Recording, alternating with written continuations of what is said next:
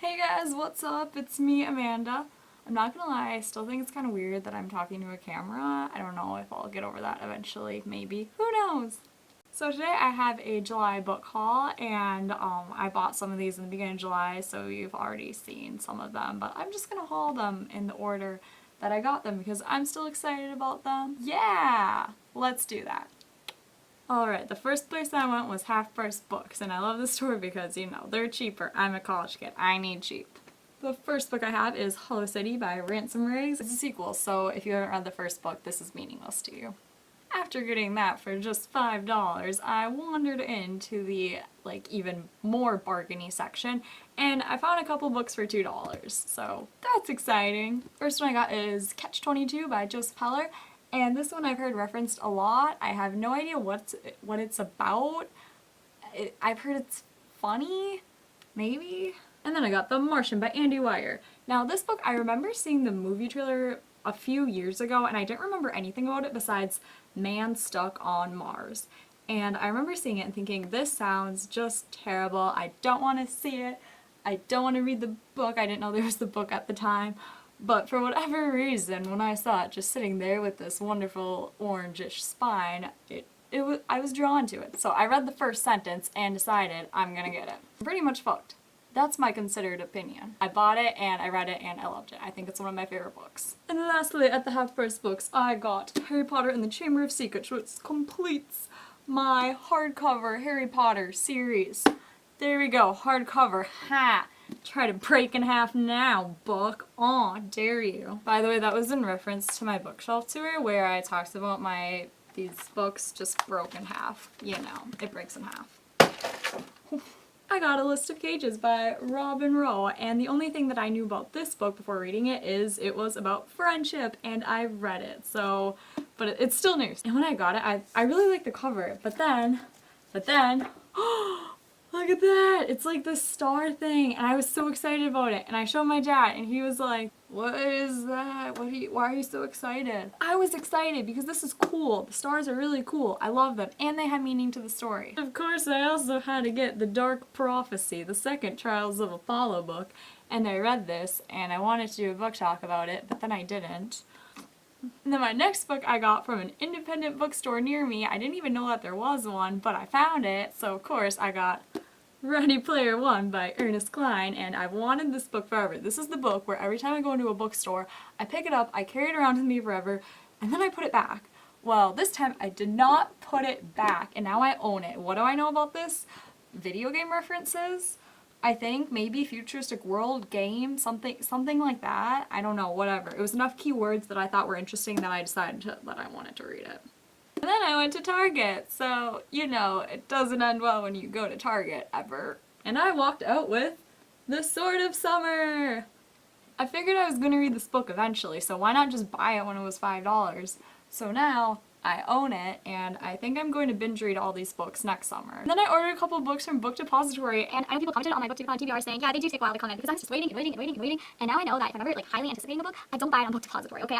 I buy it for, either 2-day free shipping, or just, drive to the nearest bookstore and buy it, just whatever. Finally, when Dimple Met Rishi came in, and I was so excited, I was sitting out on my porch as the mail person came, and I saw them put it in, and I run, and then I started reading it. So here it is. And then I went to Target again, which, as previously stated, is a bad idea. I walked out with A Study in Charlotte. Now, I never heard of this book before. I don't really know what it's about, but I saw the cover and I thought, ooh, I like that. So, yeah, and then I decided, okay, I shouldn't just totally buy this. So I started reading the back, and I read Prep School, which is like boarding school, and I will read any book with a boarding school setting because I love pretty much every book with a boarding school setting.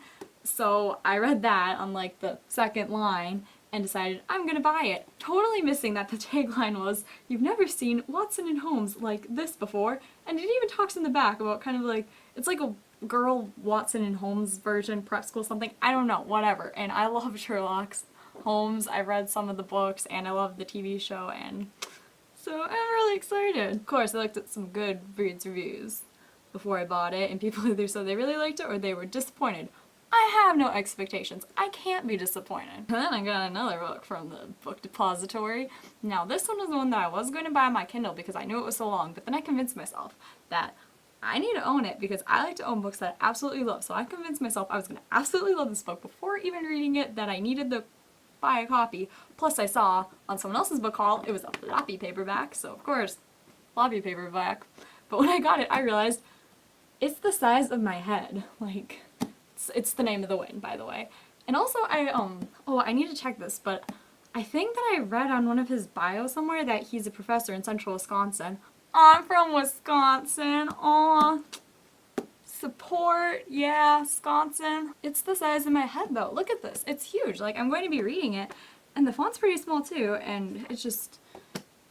It's huge. It's huge, but I'm excited, and this is my next read. And then finally, I have the last book that I bought on Amazon. I told myself no more books, but then I just accidentally pressed the buy button. I just clicked it, and then it was shipped to me, and I paid money for it, and I swear, I didn't mean to, but it happened. So here it is, The Gentleman's Guide to Vice and Virtue by Mackenzie Lee. Yeah, this one. I got super excited about this one. I actually just read it in 2 days. And, oh, I should say something. I don't say anything about these books, I'm realizing. So basically, keywords I knew about this book. 1700s and, like, party boy, kind of. And cutesy-ish and funny and adventure and Europe 2-word trip thing. So those are the keywords I needed to know. And I remember I read about it on Entertainment Weekly, and they like put it in the must-read summer thing. And sometimes I read the Entertainment Weekly for some book options. And I started seeing it on BookTube everywhere, and I was like, I really, really need to read this book. And I love the spine. That's the thing I like the most. Like, the cover's cool, but the spine. So congratulations if you've stuck around to this point in the video, where I conclude it awkwardly because I never know how to conclude it. So basically, I have been saying on some videos that I was trying to make new videos on Tuesday. It's not going to happen. And I'm saying that more for my sake than anyone else's. But I'm going to make new videos whenever it happens. I know there were some tags I was tagged in that I want to do. And I also want to do like a wrap-up video of July. So there's also a couple book talks I made. I don't know, whatever.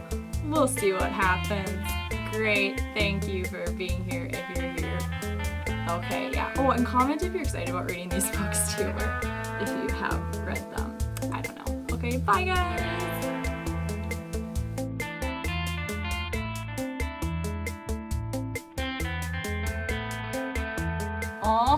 Yeah, I've always wanted to try to hold the stacks like this because some people do this in the book videos. But I don't want to drop my books. I know there's one booktuber, we all know, that always drops the books. And I never want to drop the books. Never. So, yeah. Is this a thing? It's a thing? Oh.